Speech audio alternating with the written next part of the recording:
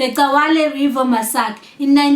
In March 1983, 62 young men and women were executed along the banks of the Kawale River in Lupane. Only 7 survived while the rest were killed in cold blood.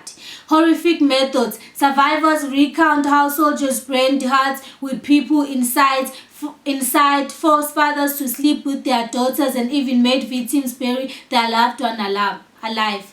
The Ndebele Shona land disputes in Zimbabwe stem from historical forced settlements, ethnic tensions, and government policies that have marginalized the Ndebele people. Here are key factors that have fueled this divide.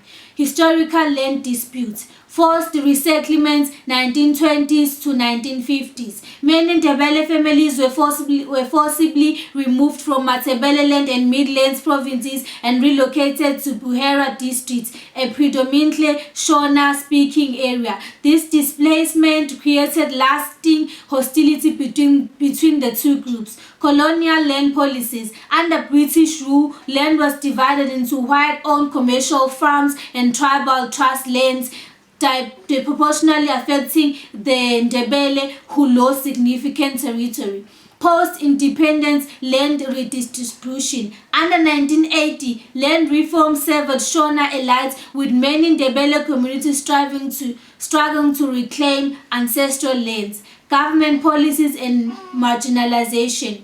Economic disparities. Matabele land, historically an industrial hub, suffered economic decline, leading to higher unemployment rates among Ndebele people compared to Shona regions.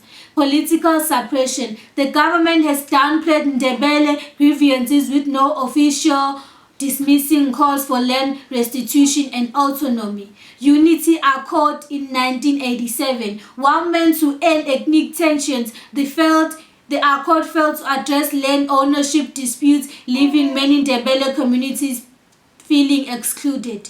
Current tensions. Shona dominance in leadership. Many Shona politicians have claimed that Ndebele people have no rightful land in Zimbabwe, reinforcing ethnical divisions. Mtwakazi separatist movements. Some Ndebele activists advocates for Matabeleland independence, arguing that their land rights have been systematically ignored.